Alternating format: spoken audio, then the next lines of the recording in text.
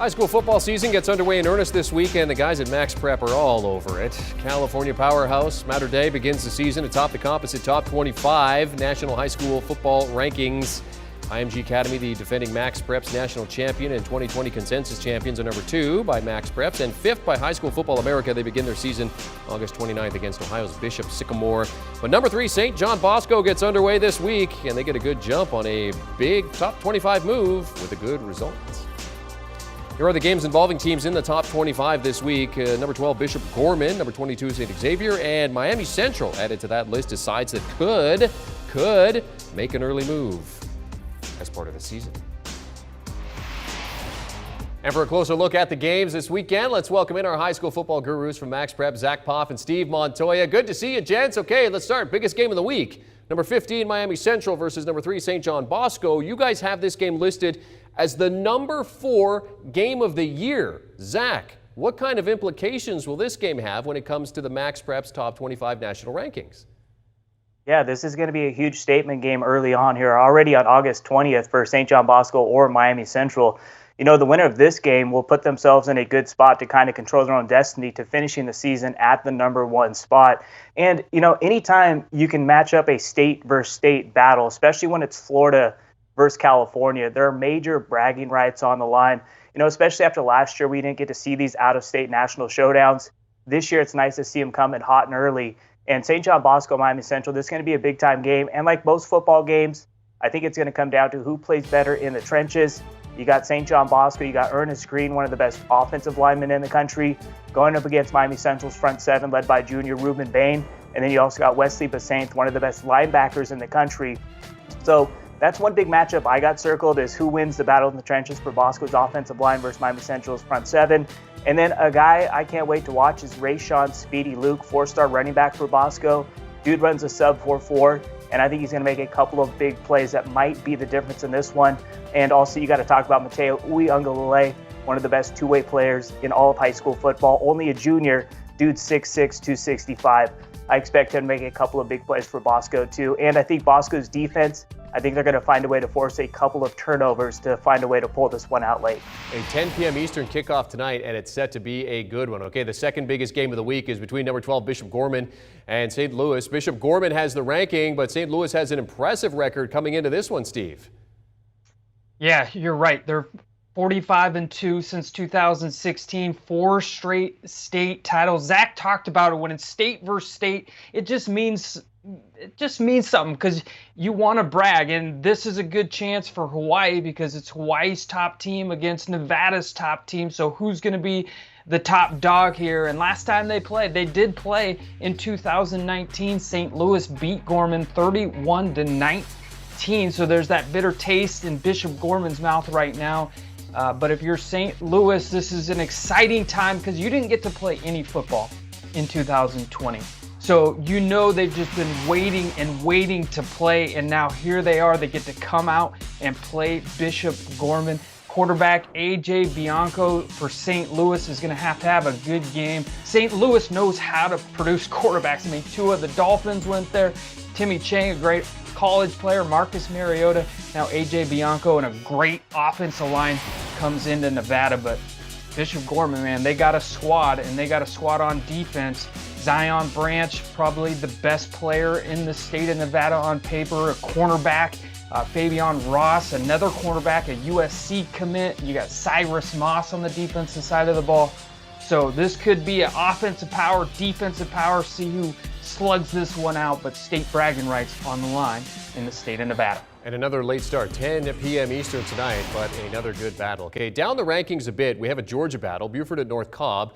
This one of the marquee matchups of the weekend at the 2021 Corky Kell Classic. What makes this game so special, Zack? You know, you look at Buford. This is a team that's won back-to-back state titles. They won 5A in 2019 and 6A in 2020. And North Cobb, they went 10-2 last season, one of the best teams in 7A. And they were actually the only team that beat Buford last year in the 2020 season opener. So Buford kind of wants to get that one back. And you just look at the talent both these teams have. Buford is loaded. They got a bunch of dudes. Ashton Daniels at quarterback. This dude's a big-time playmaker when the game is in crunch time. You got a couple of Power 5 running backs, and you got a couple of stud wide receivers, too. You look at a guy like Jake Pope. This is a recent Alabama commit. He balls out on both sides of the ball. Will probably play safety when he gets to Alabama, but he's a big-time wide receiver at the high school level. Also makes plays in the secondary. And then you got Florida commit Isaiah Bond. Dude runs a sub 4.4. I expect him to make a couple of big-time plays tonight. But then you look at North Cobb. They got this cat, Malachi Singleton, at quarterback, one of the best in the class of 2023. This dude is a big-time playmaker. He brings that sauce every single Friday night. I think he's going to have a big game. And also, too, you look at North Cobb. They added some big-time transfers from Brookwood High School, so they were already really good last year, and now they get even better at, bringing over 4 guys that are 4-star recruits or higher, too. So this is going to be a big game, and the winner of this one is going to inch closer to creeping into the top 25. Now, the one big thing for Buford, the biggest question mark is the offensive line. They got a lot of inexperience there, but I think the experience at the other positions might factor out, and Buford's going to find a way to win this one late. Also, too, man, the Corky Kell Classic has been lit all week so far. It's been one of the marquee events, and Georgia's doing a good job there. And Rusty Manziel, 24/7 Sports, the king of Georgia, he's been killing it on the mic doing all those games, him and Matt Stewart. So tune in. It's a good one, man. Bring that popcorn for sure to Georgia. It's so good to have high school football back, and everybody certainly enjoying it early in the season. Okay, let's go to Ohio. The defending Ohio Division I champ, St. Xavier, start the 2021 season. Huge matchup against Lakota West, who checks in at number 54 inside the MaxPreps Top 100. What kind of game should fans expect to see there, Steve?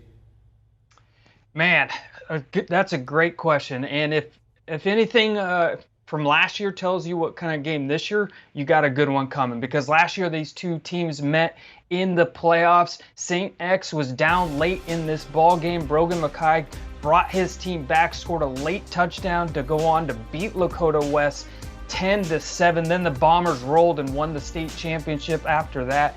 And St. X, they bring back 9 offensive starters, including Brogan Mackay, the quarterback. He threw for 285 yards in the state title game, 4 touchdowns in that game. And I heard him in an interview today say, hey, we're pretty much bringing back all our playmakers outside of maybe 1 or 2 players on the offensive side of the ball.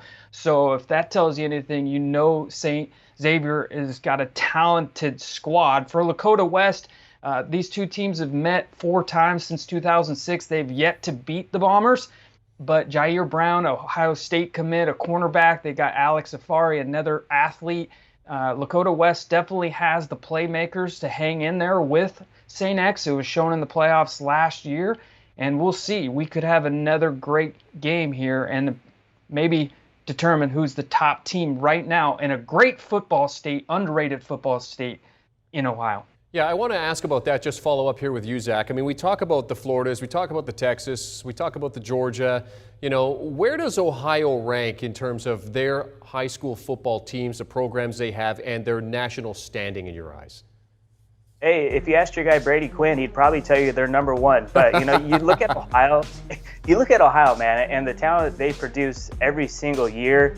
And, you look at California, Texas, and Florida, those are much bigger states, too. So it's hard to really compare. But I would put Ohio right on the cusp of the top 5. You just look at the talent they produce.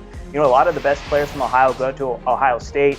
And Ohio State's been one of the best, college programs for a very, very, very long time. And anytime you tune in to watch an Ohio football game at the high school level, you're going to be very entertained. These are some of the best coaches in the country. You got Coach Bolden for Lakota West, did a great job at Colerain. You got Coach Specht at St. X. This guy's been there for forever, and he's just done a great job at producing big-time players and just teaching fundamentals. Ohio's top 5, top 6, top 7 in that range when it comes to producing high school talent easily. Yeah, and you make a great point there, too. We talk a lot about the players here with MaxPreps as we get into the high school football season, but some of those coaches, they deserve some of that recognition as well. Great point. Okay, lastly, let's hit on some recruits to watch here this week. Zach, I'll start with you here because your email referred to this kid as one who is about to eat at Mercedes-Benz Stadium.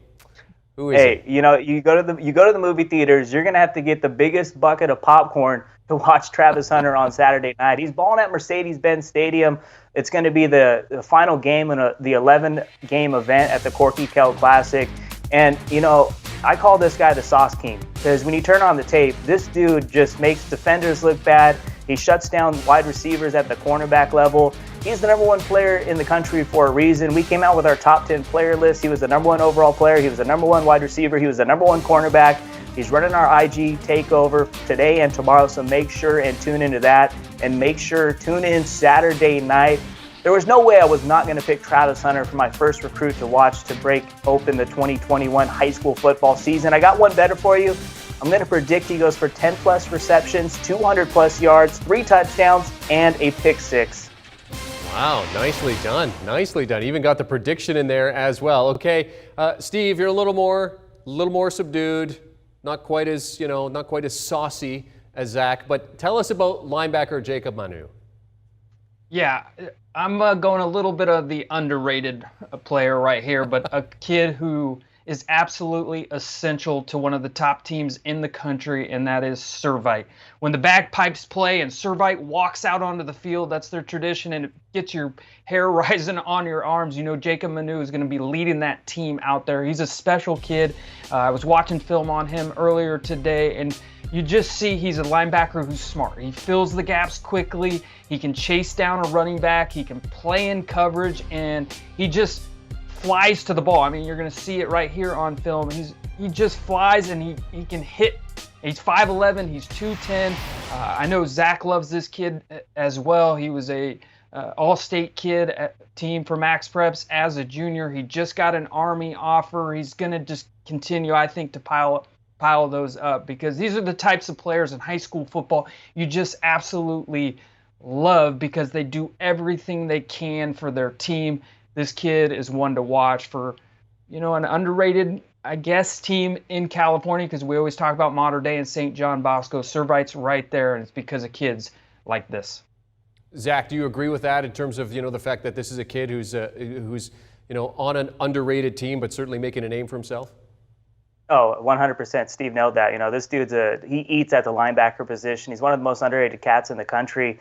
And it's nice, man. He performs in the Trinity League, which is the best conference in high school football. It's the SEC of high school football. And also, too, I want to flip things over for Servite on the offensive side. They got a cat, Noah Fifita. He's an Arizona pledge, but he's only a 3-star. But, this is a guy who is super underrated, too. And if Servite's going to finally take down the Mater Dei and the St. John Boscos, it's going to be because of Manu on defense and Noah Fifita at quarterback. This dude, he's fun to watch, man. He's been producing at a high level the last 2 years, and Arizona's got a big-time quarterback headed their way, too. The reason why he's kind of underrated is he's under 6 feet. But, it's a new time for football. You see plenty of quarterbacks under 6 feet that are doing pretty well for themselves in the NFL even. Zack Poff, Steve Montoya, part of the Brain Trust over at MaxPreps, helping us out here on CBS Sports HQ. Guys, it's great to see you. Great to have you back as the high school football season gets rolling. For everything to do with recruits, games, and, of course, the MaxPreps Top 25, head over to MaxPreps.com. The high school football season is off and running. We're happy to have our guys keeping us updated on all the biggest games and the biggest names.